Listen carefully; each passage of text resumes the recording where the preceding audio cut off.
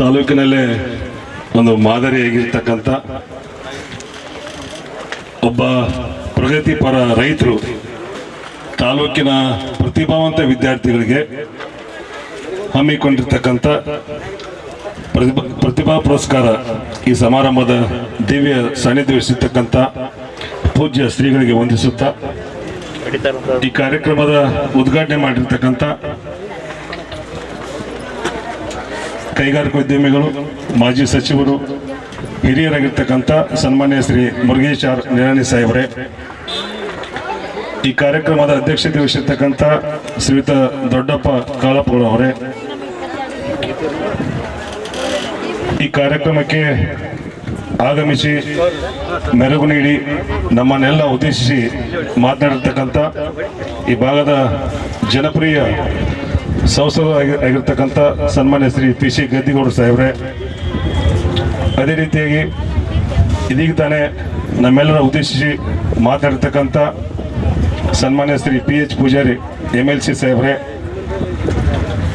ಹಾಗೂ ವೇದಿಕೆ ಮೇಲೆ ಆಸೀನರಾಗಿರ್ತಕ್ಕಂಥ ಈ ಭಾಗದ ಹಿರಿಯರು ಆಗಿರ್ತಕ್ಕಂಥ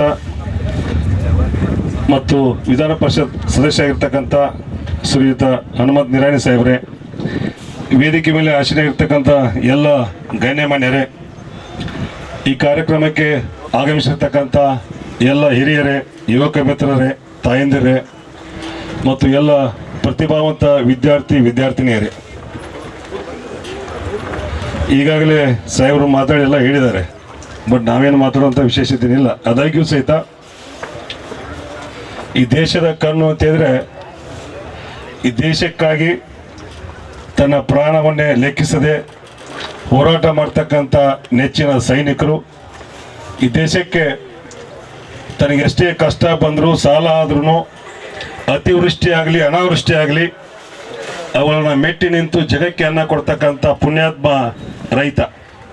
ಅಂತ ಒಬ್ಬ ರೈತ, ಪ್ರಗತಿಪರ ರೈತ, ಜಗತ್ತಿಗೆ ವಿಷವನ್ನು ನೀಡದೆ ಸಾವಯವವನ್ನು ಅಳವಡಿಸಿಕೊಂಡು ಬೆಲ್ಲದ ಒಂದು ಕಾರ್ಖಾನೆ ಮಾಡಿ ಬೆಲ್ಲವನ್ನು ಕೊಡ್ತಕ್ಕಂಥ ಬೆಲ್ಲದಂಥ ಮನುಷ್ಯ ನಮ್ಮ ಶ್ರೀಯುತ ರಾಮಣ್ಣ ಕಾಳಾಪುರವರೇ.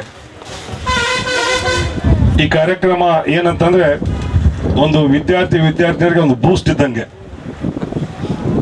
ನೀವು ಚೆನ್ನಾಗಿ ಮಾಡಿದ್ದೀರಿ, ನಾವು ನಿಮ್ಮ ಬೆನ್ನು ತಟ್ತಾ ಇದ್ದೀವಿ, ಪ್ರೋತ್ಸಾಹ ಕೊಡ್ತಾ ಇದ್ವಿ, ಮುನ್ನುಗ್ಗಿ ಅಂತೇಳಿ. ಯಾಕೆ ಅಂತಂದರೆ ಇದು ಕಾಂಪಿಟೇಷನ್ ಜಗತ್ತು, ಎಷ್ಟು ಪರ್ಸೆಂಟೇಜ್ ಮಾಡಿದ್ರು ಕಡಿಮೆನೆ.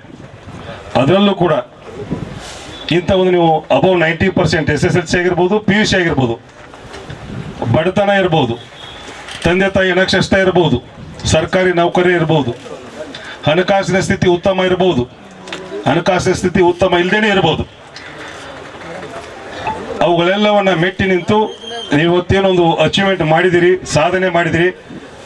ಈ ನಿಮ್ಮ ಸಾಧನೆಗೆ ಇಂಥ ಎಲ್ಲ ಗಣ್ಯಮಾನ್ಯರು, ಹಿರಿಯರು, ಸ್ವಾಮೀಜಿಯವರು ಆದರೂ ಕೂಡ ತಂದೆ ತಾಯಿಗಳಲ್ಲಿ ಕಣ್ಣಲ್ಲಿ ನೀರು ತರಿಸುವಂಥ ಕೆಲಸ ಆಗಬಾರ್ದು. ಯಾಕೆ ನಾನು ಈ ಮಾತು ಹೇಳ್ತಾ ಇದ್ದೀನಿ ಅಂತಂದ್ರೆ, ಸಾಧನೆ ಅನ್ನೋದು ಯಾರ ಸೊತ್ತಲ್ಲ, ನಿಮ್ಮ ನಿರಂತರವಾದಂಥ ಒಂದು ಹಾರ್ಡ್ ವರ್ಕ್ ಅಂತ ಹೇಳ್ತೀವಿ, ಪೇಷನ್ಸ್ ಅಂತ ಹೇಳ್ತೀವಿ, ಟಾರ್ಗೆಟ್ ಅಂತ ಹೇಳ್ತೀವಿ.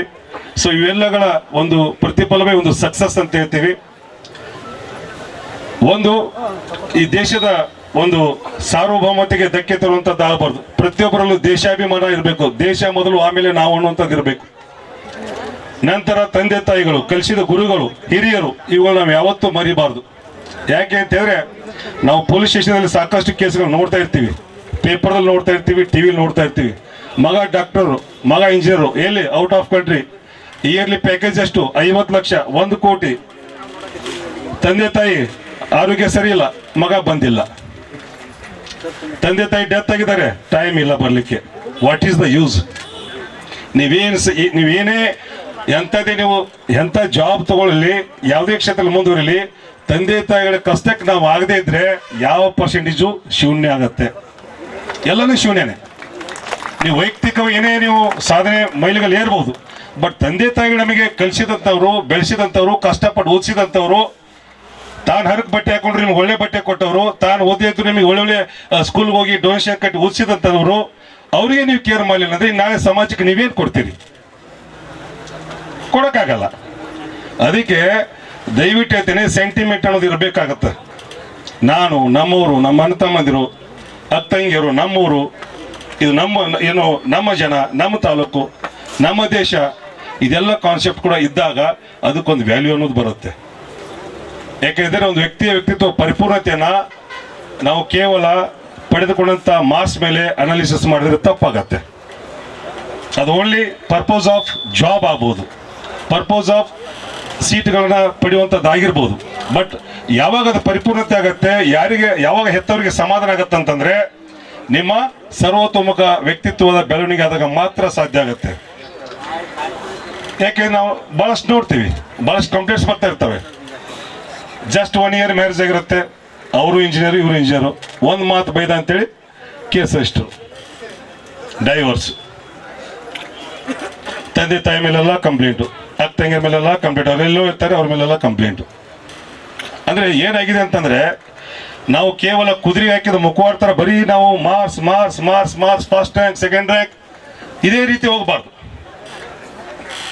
ವಿದ್ಯೆಗಿಂತ ಬುದ್ಧಿ ದೊಡ್ಡದು, ವಿದ್ಯೆಗಿಂತ ಬುದ್ಧಿ ದೊಡ್ಡದು, ಬುದ್ಧಿಗಿಂತ ಅನುಭವ ದೊಡ್ಡದು. ಸೊ ಆ ನಿಟ್ಟಿನಲ್ಲಿ ಎಲ್ಲ ವಿದ್ಯಾರ್ಥಿಗಳು ಹಿರಿಯರು ಮಾತಾಡೋರು ಇದ್ದಾರೆ. ನಾನು ಒಂದೇ ನಿಮಗೆ ಹೇಳ್ತೇನೆ, ನೀವೆಲ್ಲ ಚೆನ್ನಾಗಿ ಮಾಡಿದ್ದೀರಿ. ನಿಮ್ಮ ಬೆನ್ನು ತಟ್ಟುವಂಥ ಕೆಲಸವನ್ನು ನಮ್ಮ ಪ್ರಗತಿಪರ ರೈತರು, ನನ್ನ ಆತ್ಮೀಯರವರು ರಾಮಣ್ಣ ಕಾಳಪ್ಪನವರು ಮಾಡಿದ್ದಾರೆ. ಇಷ್ಟೆಲ್ಲ ಹಿರಿಯರು ಕೂಡ ತಮಗೆ ಇನ್ನು ಮಾತನಾಡಿದ್ದಾರೆ. ನೀವು ಒಂದೇ ಒಂದು ಕಾನ್ಸೆಪ್ಟಲ್ಲಿ ಇಟ್ಕೋಬೇಕು, ಚೆನ್ನಾಗಿ ಓದಿ, ಯಾವುದೇ ಕ್ಷೇತ್ರ ಇರಲಿ, ಯು ಡೂ ಅಚೀವ್ಮೆಂಟ್.